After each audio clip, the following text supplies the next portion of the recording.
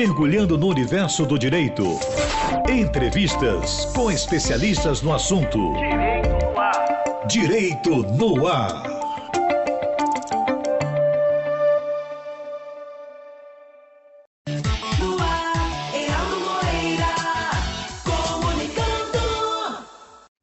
Olá, meus amigos e minhas amigas do Direito no Ar, da Rádio Timbira, em sintonia com você.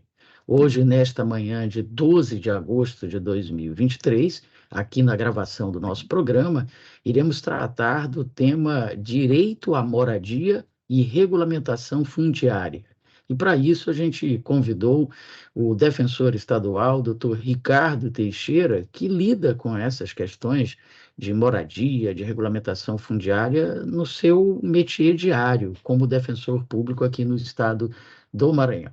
Doutor Ricardo, em primeiro lugar, muito grato por ter disponibilizado um tempo aí para conversar conosco sobre esse tema que é tão relevante, especialmente no nosso estado, inclusive, né?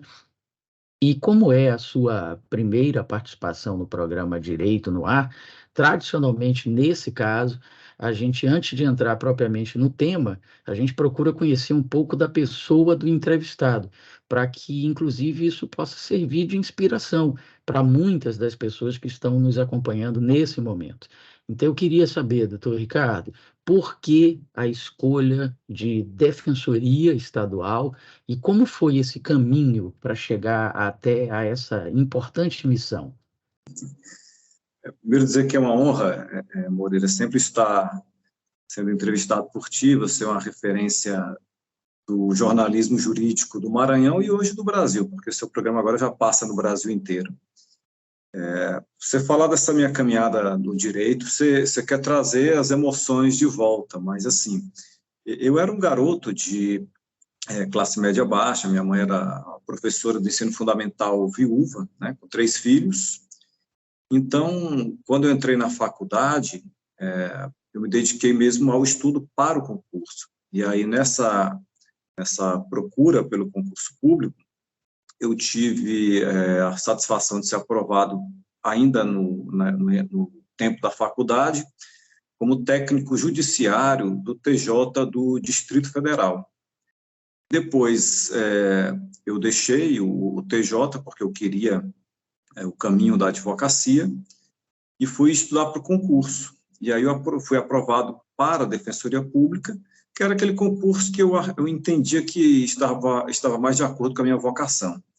Então, foram 6 anos de muito estudo para conseguir um lugar ao sol, muitos estágios, cursinhos, uma dedicação. Na época que eu inventei de advogar, eu fiz uma grande burrada, digamos assim, porque o advogado ele não tem horário para estudar.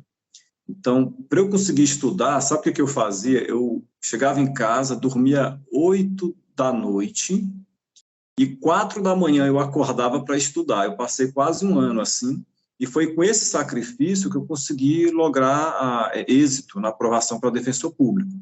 Comecei em janeiro de 2002 em Barra do Corda, e já vamos aqui com 21 anos de carreira, com muita alegria, dedicação, me sinto como se ainda fosse aquele garoto sonhador daquele tempo. Maravilha. Como eu disse, uma história certamente inspiradora. Bom, doutor Ricardo, embora começar esclarecendo aqui para os nossos teleouvintes, né? Porque a ideia do programa Direito no Ar é levar o direito de forma descomplicada para o ouvinte tradicional de rádio. Embora a gente saiba que muitos operadores do direito, alunos de direito, acompanhem o nosso programa, mas ele é voltado, na realidade, para o público de rádio. Quer dizer, o povão, a sociedade, de um modo geral, que está ávida por conhecimento, inclusive na área do direito. Então, a ideia sempre é descomplicar, né? É mostrar de forma bem simples do que a gente está falando. Para os operadores do direito, para os alunos do direito, direito à moradia e regulamentação fundiária, todos eles já entenderam do que se trata. Mas para a população, como é que a gente explicaria isso, doutor Ricardo? Moreira, é uma explicação, em tese, que ela é difícil. Por que ela é difícil? Porque, na verdade, o nosso país ele é um país que, historicamente, ele foi construído em bases muito opressoras. E o sistema financeiro da habitação, ele foi criado em 1964. Foi criado exatamente pelo pessoal que fez o golpe militar. Então, não foi a criação num ambiente democrático, foi uma criação num ambiente autoritário. Então, o que foi feito na época? No final do governo de JK, Juscelino, o Brasil quebrou. Economicamente, o Brasil estava até na moratória com os bancos internacionais. Quando os militares assumiram, logo depois, eles não tinham dinheiro para aquela infraestrutura necessária para uma provável grande guerra mundial. E a população brasileira estava saindo do campo e morando na cidade, isso numa escala gigantesca, e o Estado não tinha condição de resolver isso. E os militares foram engenhosos.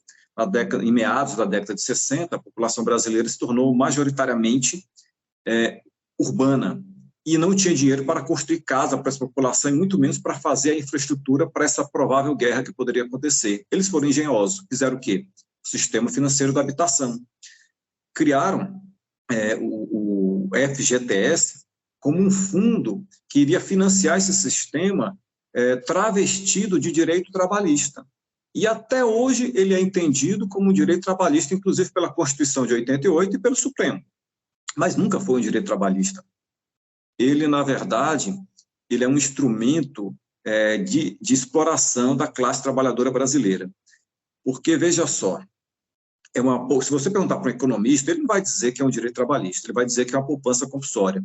Pega o dinheiro do trabalhador brasileiro, compulsoriamente, quer dizer o quê? Obrigatoriamente, o trabalhador brasileiro tem que contribuir para o sistema financeiro, através do FGTS, e quando devolve esse dinheiro para o trabalhador brasileiro, Moreira, esse dinheiro vem com correção negativa. Ou seja, se fosse um fundo de investimento para a população, para o investidor privado, desse rico, se ele pagasse 2% de lucro para esse fundo, ele já ia embora desse fundo, pois o nosso trabalhador financia esse sistema e recebe dinheiro de volta com correção negativa. Isso faz com que nós tenhamos um déficit habitacional, que é chamado déficit quantitativo, na casa de 6 milhões de moradias, que dá aproximadamente 30 milhões de brasileiros e brasileiras sem moradia. Então, para explicar isso para a população da forma simples, não é fácil. Ou seja, nós temos um sistema que até hoje é o mesmo sistema autoritário dos militares, em que são os mais pobres que investem, que colocam dinheiro nesse sistema. Hoje, nós temos 50% do dinheiro do fundo, arredondando os números, que ele vem do FGTS, ou seja, que é da base da classe trabalhadora empobrecida, 25% vem da poupança, que é o pequeno poupador, que é o pobre que coloca o dinheiro na poupança, aí o resto vem da União, ou seja, historicamente são os mais pobres que colocam o dinheiro nesse sistema, e por isso que a conta não fecha. É difícil para a população entender isso, e é difícil explicar isso. E é mais difícil ainda a gente chegar no patamar que nós chegamos e o sistema permanecer igual. Ou seja, está na hora de uma reforma urgente desse sistema para que a gente possa superar esse problema gravíssimo. Perfeito. Bom, o seu interesse por esse tema, doutor Ricardo, ele veio naturalmente ou foi em função do seu trabalho enquanto defensor público? Nesse momento, inclusive, hoje, o senhor é defensor em uma das comarcas do interior do nosso estado, ou mesmo quando o senhor estava aqui em São Luís, por exemplo, já tratava com esse tema, sempre teve, por questão pessoal mesmo, ligação com esse tema? Veio de decorrência da demanda do trabalho.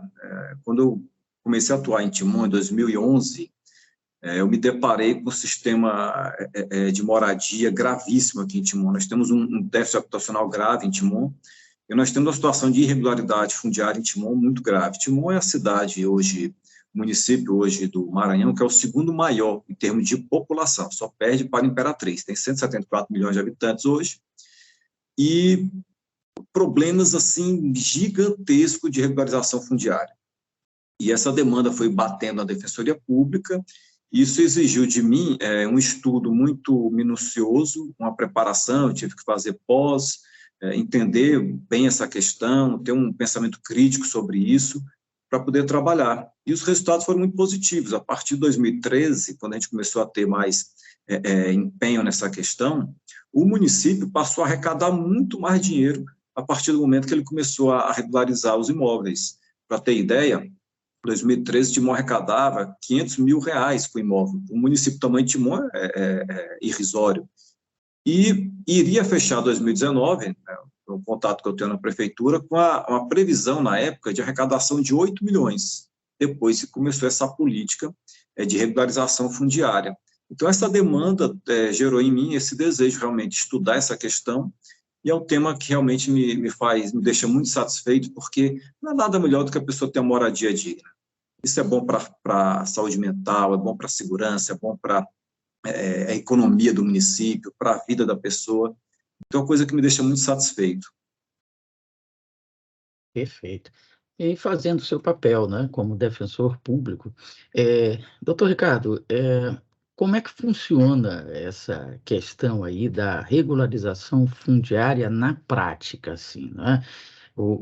A pessoa já vive no local há muito tempo, mas ela não tem qualquer documento que prove que aquele local é dela, de quem era esse local antes, era de um terceiro que abandonou, era uma área pública que de repente a pessoa passa a cuidar como se fosse sua. Como é que funciona isso na prática? Porque, que é como eu disse, para que as pessoas entendam isso de uma forma muito clara, porque esse fenômeno certamente ele não acontece só em Timon, ele acontece aqui também em São Luís, acontece nas demais cidades do estado e do Brasil, né? Então, se a gente fosse projetar essa sua experiência daí de Timon para outros lugares, como é que seria isso? Na verdade, Moreira, é muito interessante essa questão da regularização fundiária, porque cada município é uma realidade diferente. Cada bairro é uma realidade diferente, cada ocupação é uma realidade diferente, cada loteamento irregular é uma realidade diferente. E, diante disso, é um tema complexo. Você não tem uma forma de bolo que você pode, ou melhor, uma receita de bolo, melhor dizendo, em que você pode chegar e dizer, olha, o modelo é esse. Não, não tem modelo. O modelo é você estudar cada demanda especificamente, com a equipe multidisciplinar de preferência, e encontrar as soluções conforme esse estudo vai avançando. Especificamente em Timon, onde eu atuo, o grande problema são loteamentos irregulares, que nós temos em larga escala. Nós temos também problema de imóveis públicos, antigos títulos de aforamento, né, que é imóveis que têm um contrato de enfiteuse, que tem um problema de irregularidade fundiária, que eles não são registrados, historicamente eles não são registrados. Isso gera uma espécie de cartório paralelo na prefeitura e nas prefeituras também, que gera muito impacto negativo para essa população. Então, nós temos de todo tipo de natureza, mas o interessante hoje é que nós temos uma legislação hoje muito forte que permite essa regularização, mas para isso precisa realmente você ter um foco nessa política pública, que os municípios ainda estão deixando muito a desejar.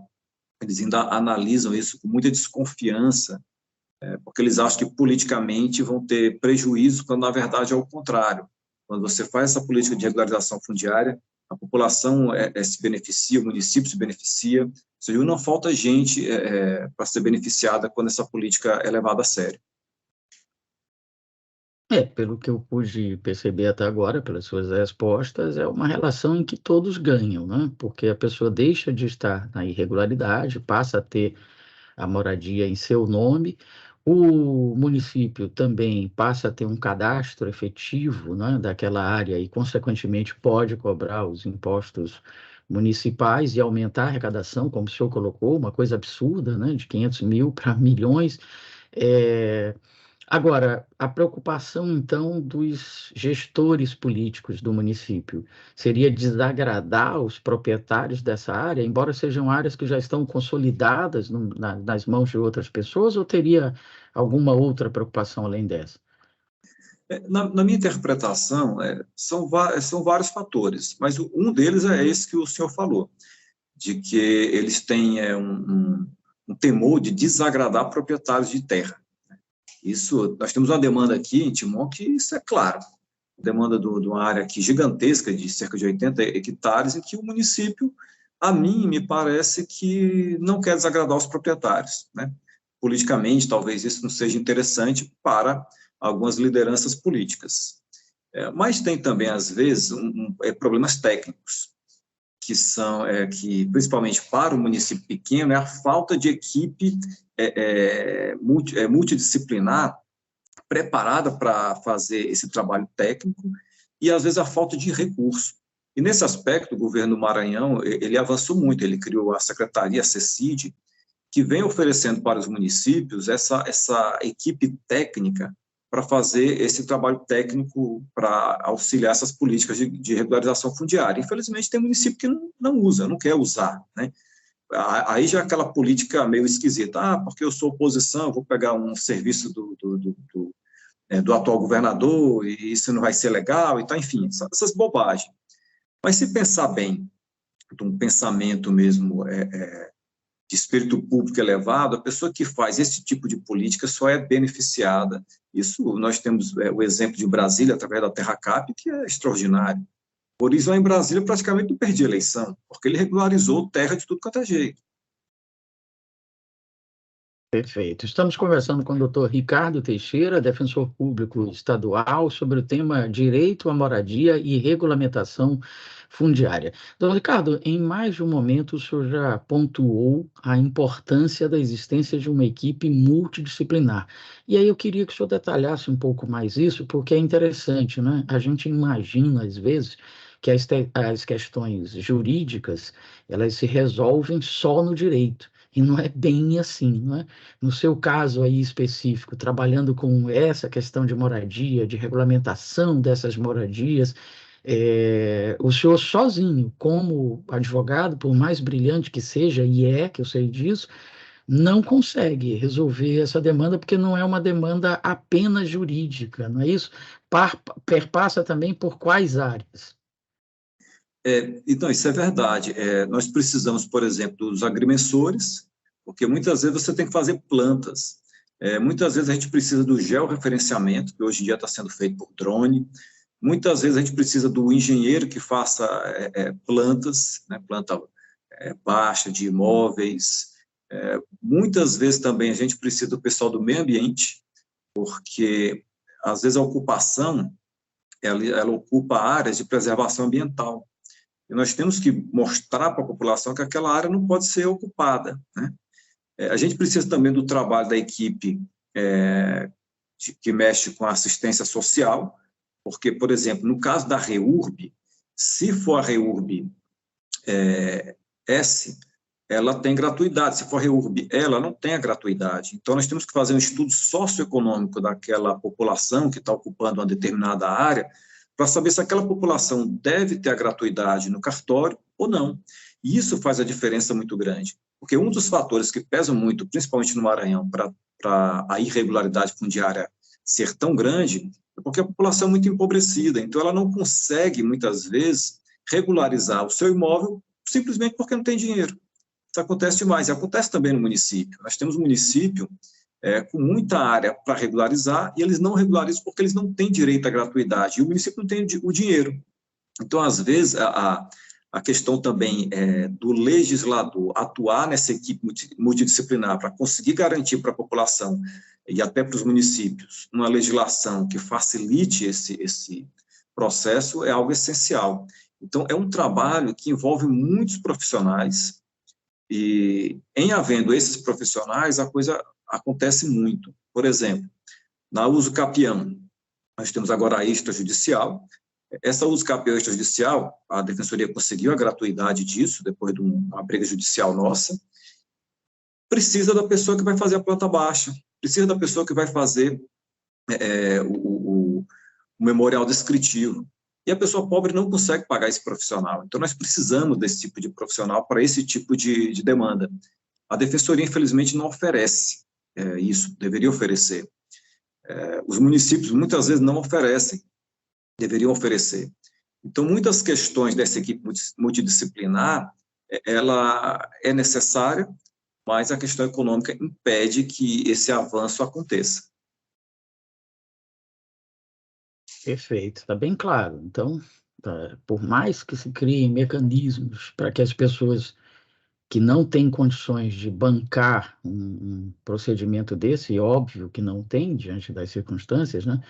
É, também é complicado fornecer isso, o próprio Estado ter toda essa estrutura para fornecer, porque há outras prioridades, enfim. Mas, e aí eu fiquei pensando aqui, doutor Ricardo, e esses muitos fundos, eu vou chamar assim de forma genérica, que existem, por exemplo, não é o caso, não daria para aplicar esse, mas eu não sei se tem algum outro similar, aqueles fundos decorrentes das multas aplicadas lá na área do direito do consumidor, na área do direito ambiental.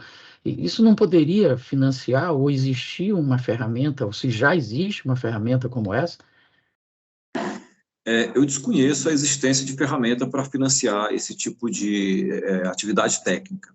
O que tem hoje no Maranhão é o trabalho da CECID, que já está procurando oferecer isso para os municípios, né? Isso é interessante. O TJ do Maranhão também está muito atuante nessa questão da regularização, mas, assim, o recurso em si, de fato, era interessante conseguir instrumentos para criar fórmulas de angariar recurso para esse tipo de atividade técnica. Como, em regra, é o município que tem essa obrigação de fazer essa regularização fundiária, isso em área urbana, que é onde a maior parte da população brasileira mora, e o município do Maranhão é muito endividado, né? Às vezes a gente não tem o dinheiro para tanto. Então, realmente, era interessante pensar em convênios, em fundos estaduais, e também em gratuidade. Murilo, muita coisa. Se mudar a Constituição do Maranhão, começar a ter gratuidade, principalmente para o primeiro registro do município, ou registro daquela pessoa que não tem dinheiro, ser gratuito, porque depois que você coloca esse imóvel no sistema, os cartórios vão faturar muito. Porque às vezes o cartório fica tão doido em faturar logo, toda hora, que ele deixa fora do sistema, as pessoas começam a vender esses imóveis através de escrituras particulares que não entram no sistema e todo mundo perde. Então, é interessante não só pensar em instrumentos para arrecadar recursos para tanto, mas nós temos que pensar em mudança na Constituição, na legislação, para garantir essas gratuidades que nós não temos, na maioria das vezes. Bom, doutor Ricardo, eu ia até falar sobre essa questão dos cartórios, mas o senhor já antecipou. É mais um motivo, né, para que todos façam um esforço, porque de fato todos ganham. Se o imóvel não está registrado, o cartório não ganha nada. Então, o que que custa, né? Viabilizar o primeiro registro, mal comparando como acontece lá com o nascimento, né? O nascimento de graça. Depois, se a pessoa quiser fazer alguma coisa, aí sim paga. Mas ok. Mas teve uma afirmação sua que me chamou a atenção numa das respostas anteriores, eu pontuei aqui para lhe perguntar, que é a questão do loteamento irregular. Porque quando a gente fala em questões fundiárias e tal, a gente imagina logo invasões, né? Áreas que foram invadidas e que estão irregulares. Mas quando a gente fala de loteamento, quer dizer, tem um empresário por trás, está fazendo publicidade para vender aquele loteamento e tal, a gente imagina que esteja tudo regular. E pelo que o senhor disse, não é bem assim, né? Não é não, é o que mais tem, são loteamentos que são colocados para venda, tem todo o anúncio, e quando você vai ver, ele é irregular. Tem o clandestino, que ele nem sequer passa pelos órgãos públicos, e tem o irregular, que às vezes eles até começam as tratativas, né, na prefeitura, mas na hora de registrar no cartório o loteamento, eles não registram, né, para reduzir custo. Então, isso acontece demais, de modo que quando o nosso ouvinte decidir comprar um imóvel, é muito importante, antes de comprar, fazer uma pesquisa no cartório de registro de imóveis da sua cidade, para que você veja se aquele imóvel tem registro, e se aquela pessoa que está anunciando aquela venda realmente pode vender. É bom verificar se aquele loteamento ele está registrado, porque se você comprar algo sem registro, vai ser muito problema jurídico na sua vida. Sem contar que o imóvel sem registro ele tem um valor menor. O mercado bota um valor bem menor porque ele representa um risco. Então, o cuidado é pouco e o melhor caminho, todo cuidado é pouco, melhor dizendo, e o melhor caminho para evitar esse tipo de dor de cabeça é sempre verificar se aquele imóvel que você quer comprar, ele está lá devidamente registrado no cartório. O senhor me fez lembrar, doutor Ricardo, um adesivo que circulava nos carros nos anos 80, lá no Rio de Janeiro, um adesivo que tinha sido fornecido pela OAB para os advogados, que dizia assim: não compre nada sem a assistência de um advogado. E, claro, principalmente imóveis. E eu já fiz também um curso de corretor de imóveis, eu trabalhei com direito imobiliário durante muitos anos, lecionava, inclusive, no Sindicato dos Corretores de Imóveis lá do Rio, e eu lembro que uma coisa que era muito nítida, assim, para o advogado que trabalha com direito imobiliário era: se o cliente o procurava antes de adquirir, era bem mais fácil o trabalho. Mas se ele lhe procurava depois que ele já tinha criado o desejo por um imóvel específico X, o trabalho era muito mais complicado. Porque às vezes a gente analisava a documentação e dizia: olha, esse imóvel está cheio de problemas, isso aqui vai dar um monte de dor de cabeça. Mas a pessoa já tinha comprado o sentimento, né, o desejo e tal. Eu fico imaginando, isso pessoas que estavam procurando o advogado, eu fico imaginando a população que sequer sabe dessa possibilidade, que deve procurar um advogado. Ela simplesmente olhou, está dentro das possibilidades financeiras dela, ela já adquiriu o desejo, ela quer comprar, ela não está nem aí se está regular, se não está e tal. Como é que a gente podia reverter isso, Ricardo? Com mais informação, com campanhas, enfim. Boa pergunta, Moreira. Veja só, o italiano Mauro Capelletti, ele fala que um dos fatores que impede o acesso ao direito é justamente o desconhecimento do direito exigível. Então, como a população ela não conhece o seu direito, ela muitas vezes ela acaba realizando compras de imóveis que são verdadeiros pepinos, né, digamos assim, justamente porque não conhece o seu direito. Então, para que isso possa se reverter, é muito importante, não só esse tipo de campanha da OAB, mas também campanha dos cartórios, trabalho educacional, educativo das instituições, como o Ministério Público, Judiciário, Defensoria, as procuradorias, o próprio município. Então, esse trabalho educativo ele é essencial, porque à medida que essa população começa a entender como é que é esse mercado imobiliário e o que ela precisa fazer para ter segurança nessas aquisições de imóveis, todo mundo sai ganhando, né? Porque, na verdade, se a gente pensar bem, e nós já verificamos isso aí com o presidente passado, né, o presidente da República, o desconhecimento, a ignorância tem um custo negativo para a economia muito presente, né? Nós precisamos de uma sociedade que tenha conhecimento para que a gente possa prosperar melhor. Sem dúvida. Conhecimento, ciência, filosofia, que, claro, tudo é a mesma coisa, né? São fundamentais, né, para o pensamento crítico e para o exercício do direito. Bom, doutor Ricardo, o senhor falou que o país tem cerca de 6 milhões de casas faltando, né? É um número absurdo, assustador, que explica muitos dos problemas que a gente tem.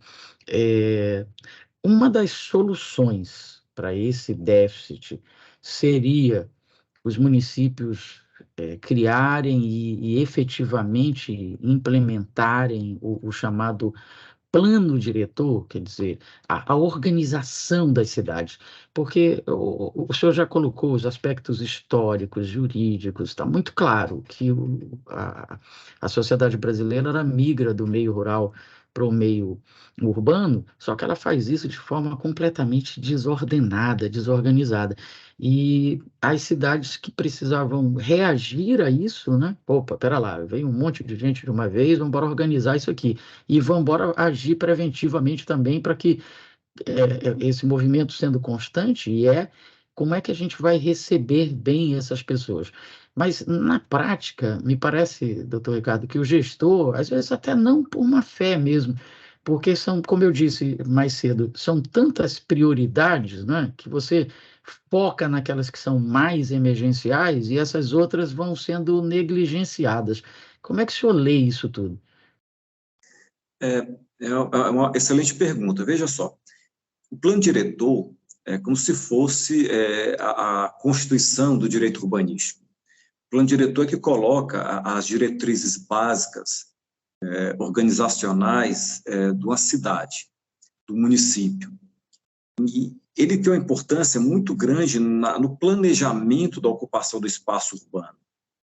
Quando isso é bem feito, o município ele tende a prosperar, ele tende a diminuir a violência, ele tende a ter melhor transporte público, e ele tende a ter a melhor proteção ao meio ambiente e também uma maior possibilidade de moradia. Porque o que acontece hoje, e isso já foi escrito no final da década de 60, pelo filósofo marxista Henri Lefebvre, quando escreveu a obra revolucionária chamada O Direito à Cidade, ele já mostrou que, quando essa população veio para a cidade, ela veio para fora da cidade, ela perdeu o direito à cidade, ela não veio aqui como protagonista, ela veio aqui para ser isolada do ambiente urbano.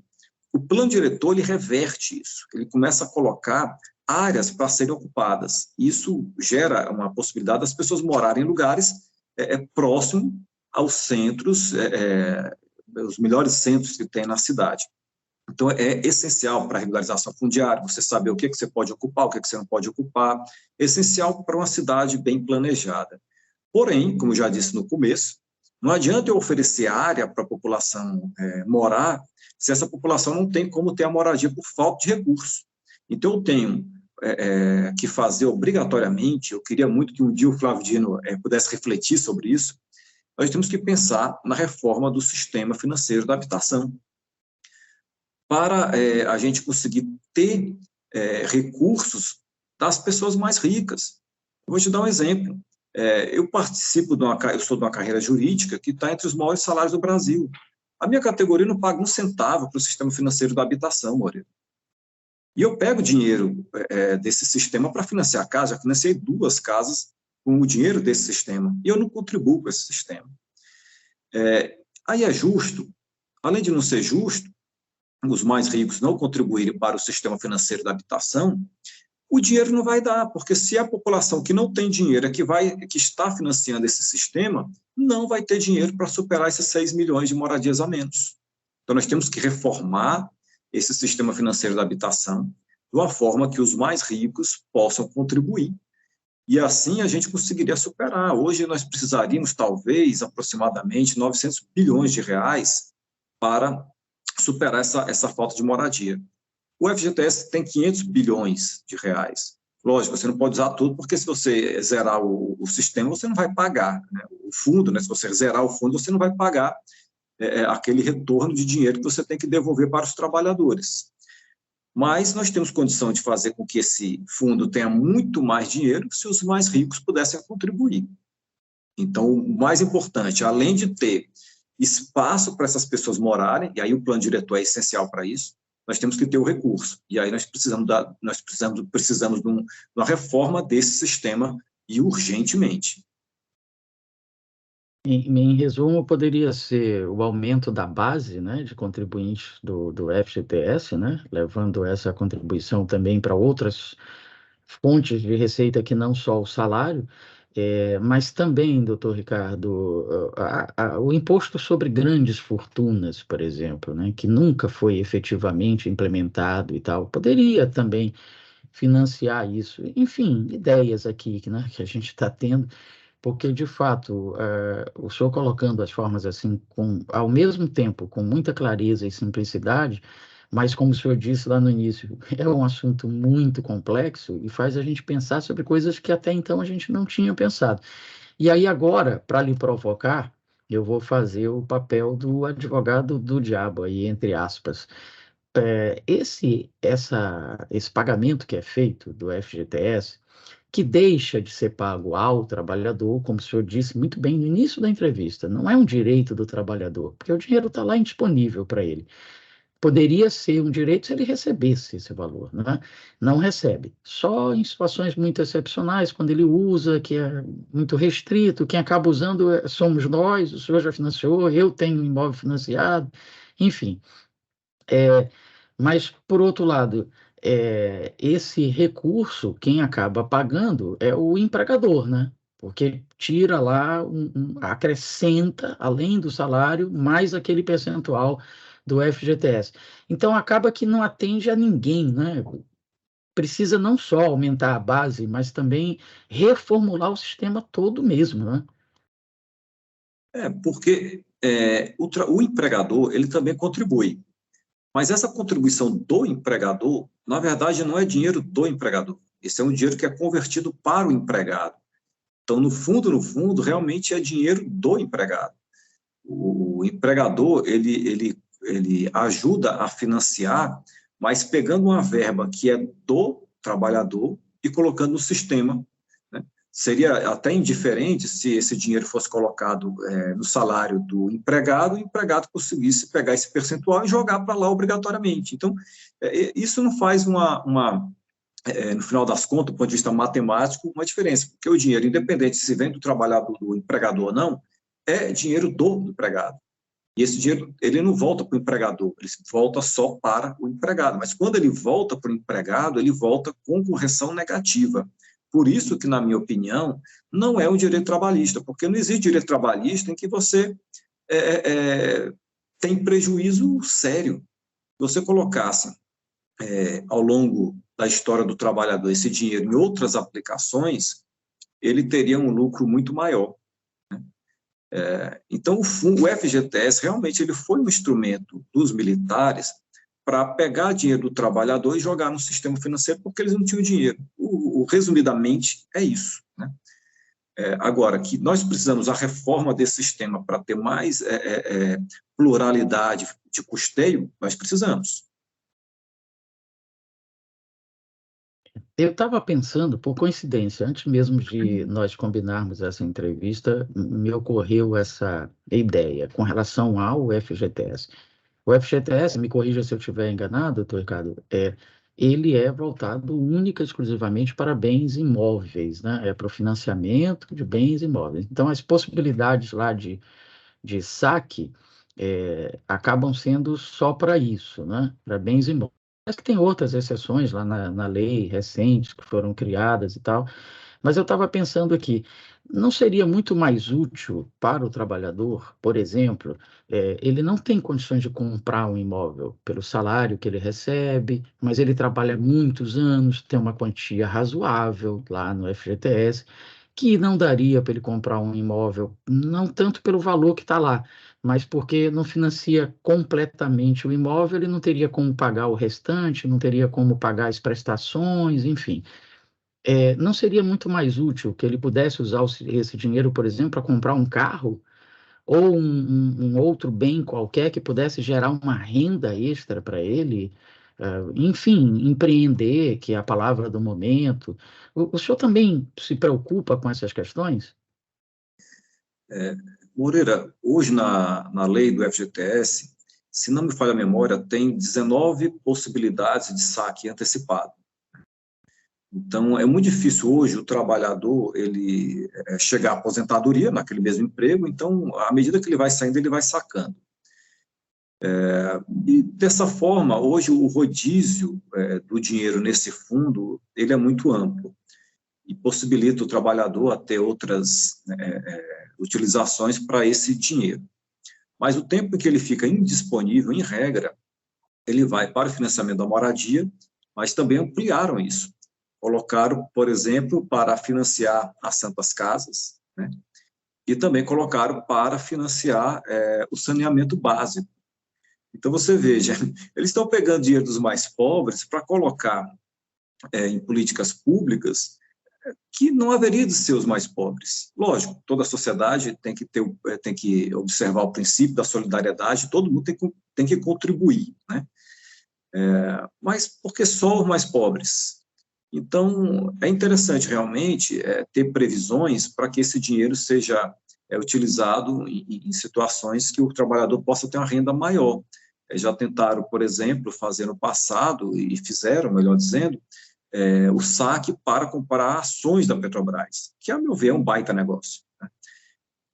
Então, isso é interessante. Então, esse tipo de abordagem, de possibilitar o saque para que o trabalhador tenha renda melhor, é muito pertinente. O X da questão é que, como esse instrumento ele não é um instrumento destinado a enriquecer o trabalhador, ele é destinado a explorar o trabalhador, o Estado não tem essa observação, essa sensibilidade. Ele quer que o dinheiro fique lá, porque quando ele devolver para o trabalhador, vai devolver com correção negativa, todo mundo ganhou, menos o trabalhador.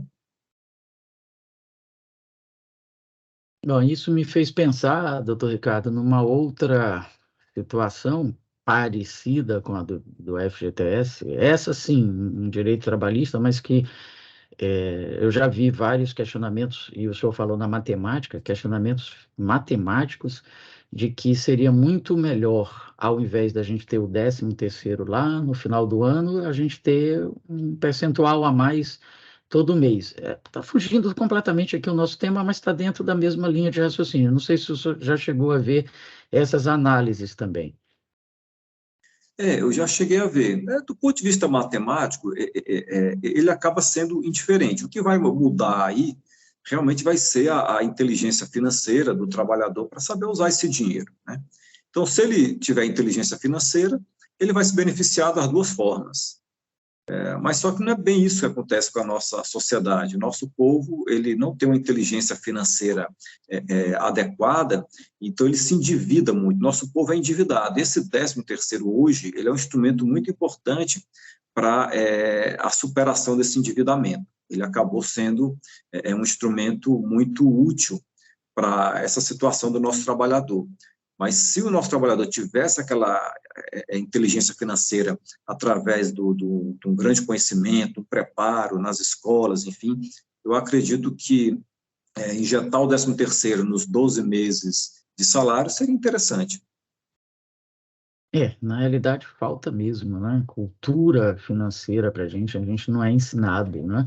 A fazer um orçamento, poxa, esse mês eu vou receber tanto, tenho a pagar isso, está faltando, tem alguma coisa errada, eu tenho que mudar aqui, ou então está sobrando, o que eu vou fazer com essa sobra? Enfim, muita coisa que precisa ser feita, e todas elas passam pela educação, claro, de um modo geral. Doutor Ricardo Teixeira, bom, a Defensoria Pública, eu percebo, pela sua entrevista está muito claro, e pelos outros colegas colegas seus que a gente já entrevistou aqui, a propósito até, o senhor falou da obra importantíssima francesa lá do direito à cidade e tal. Quem tiver interesse em saber mais sobre esse assunto que o doutor Ricardo mencionou, tem uma entrevista aqui no Direito no Ar que está gravada com a professora Regina Tavares. Ela é professora lá da Universidade Federal de Juiz de Fora, em Minas, e ela falou exatamente sobre a obra, o direito à cidade. É muito interessante, vale a pena conferir.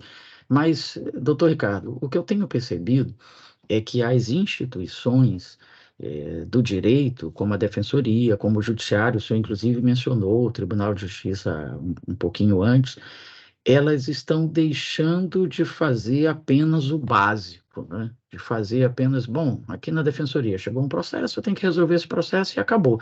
Não, estão indo além, não é? De pensar, de criar mecanismos, de criar projetos, programas, para que não fique fazendo apenas o normal, o arroz com feijão, o trivial, para que contribuam ainda mais com a sociedade. E isso me parece muito interessante, né? É muito importante, porque as instituições elas acabam sendo um grande paredão de demandas da sociedade. E como essa demanda chega a nós, a gente consegue identificar várias questões que nós precisamos resolver, que não é apenas através da ação judicial. E a importância disso é justamente a gente levar a conhecimento dos órgãos públicos, das lideranças, dos políticos, as demandas que estão aparecendo, para que a gente possa solucionar de outra forma, até porque solucionar problemas da sociedade através da ação judicial não é o mais adequado. Nós temos que procurar sempre solucionar os problemas da sociedade através dos meios mais democráticos, né? Através daquelas pessoas que receberam o voto. O sistema de justiça só é para atuar quando houver realmente conflito de direito, e que aí sim tem que entrar especialistas nessa questão para a gente fazer a pacificação social. Esse é o nosso papel. Mas diante dessas demandas que chegam para a gente, de demandas sociais, econômicas, a gente acaba tendo que ter uma nova abordagem, e isso é muito importante, mas não adianta a gente estar sozinho se a gente não comunicar isso, não levar isso às autoridades que podem resolver das maneiras democráticas. Perfeito. Bom, doutor Ricardo Teixeira, estamos nos aproximando do final da nossa conversa, e eu não pude deixar de perceber aí que ao seu lado tem um banner, né, do lançamento de um livro. Imagino que seja mais uma das suas obras. E o doutor Ricardo, é bom que se diga, ele escreve não só sobre o direito. Eu já tive o privilégio, inclusive, de ler a obra dele fora da área do direito, né? Muito interessante, diga-se de passagem. Doutor Ricardo, seria um livro novo? O senhor já quer plantar aí uma sementinha para uma conversa futura sobre essa obra? Acabei de lançar esse livro, né, chamado Dicionário de Princípios Jurídicos do Direito Brasileiro. É uma obra que eu trabalho nela desde a época em que eu estava para concurso. Sempre que eu me deparava com um princípio, eu anotava na mão, fazia o comentário, ficava lendo, e eu fui avançando nessa obra, fazendo primeiro autopublicações, mas depois da 4ª edição, eu decidi fazer uma publicação através da editora Apres, que é uma editora especialista em livros jurídicos e acadêmicos, e a parceria com essa editora foi muito bom. O livro está muito robusto, é um instrumento de pesquisa forense para o dia a dia forense muito bom, tem quase 500 princípios comentados, com jurisprudência, com a doutrina, e eu também boto muito o comentário, né, dos princípios históricos, né, com as suas jurisprudências históricas. É uma obra bem sólida, bem madura.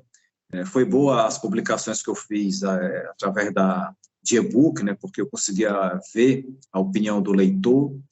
Então, a obra que nós estamos lançando, nós devemos lançar aqui no evento em Teresina e em Timon, aqui em setembro, e eu vou ver se eu consigo, ainda nesse semestre, aparecer por São Luís para fazer um pequeno lançamento. Mas eu quero lançamento com roda de conversa, com os especialistas, coisa pequena, que a gente possa falar mais sobre o conteúdo da obra.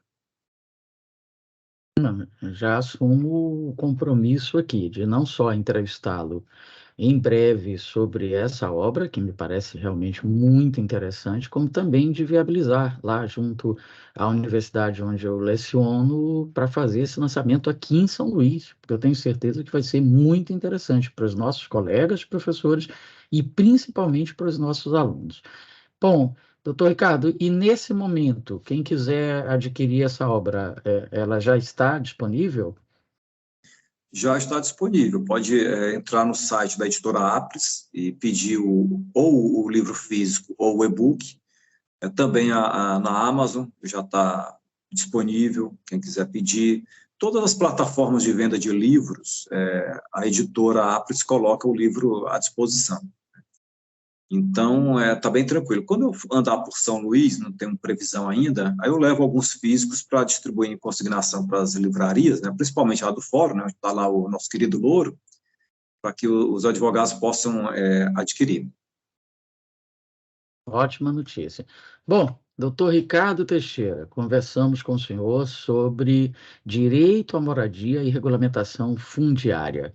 Agora fica então o espaço para para as suas considerações finais, e a gente mais uma vez aproveita para agradecer por o senhor ter disponibilizado esse tempo para conversar conosco e ter tido uma conversa tão rica e que certamente vai fazer muitas pessoas pensarem sobre muito do que foi falado aqui.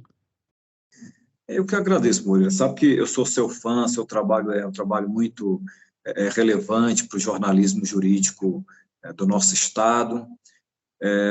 Tenho que dizer para a população que procure sempre o cartório antes de adquirir um imóvel e também, se tiver dúvida, procure o conhecimento de um advogado, de uma advogada, antes de adquirir um imóvel. Evite comprar imóvel sem registro, sem orientação de profissional, porque o imóvel é um bem muito caro e não é possível você colocar tanto dinheiro dentro de uma situação que não te dê segurança jurídica. Então, tenham esse cuidado, porque tendo esse cuidado, vocês vão evitar muitos problemas em relação à moradia. E isso vai dar segurança para que você possa ter um imóvel que ninguém vai tomar, que ninguém vai derrubar, que não seja em área de risco, enfim. Esse é o cuidado que eu acredito que deva ser a mensagem maior que a gente tem que deixar aqui para a sociedade. E esse advogado, é bom que se diga, né, Ricardo, pode ser um defensor público, inclusive, né? Porque a pessoa pode estar pensando assim, eu tenho que procurar um advogado para ter segurança jurídica, mas eu não tenho dinheiro. Ou eu compro imóvel ou eu pago o advogado. Mas pode ser a defensoria, né? Sim, pode ser. O defensor público especializado nessa área de moradia também é um excelente caminho. Até porque esse defensor que trata nessa demanda nas comarcas, ele sabe exatamente onde a confusão está acontecendo, né? Aqui mesmo o pessoal às vezes me procura em Timon para saber se aquele imóvel está numa área de conflito fundiário ou não, e à medida que a gente vai trabalhando nisso, a gente realmente vai identificando onde está o conflito fundiário.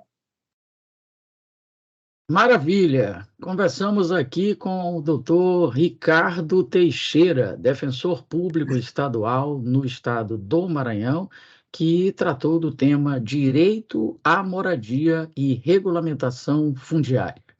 Então é isso, um forte abraço a todas e a todos e até a semana que vem com o seu Direito no Ar.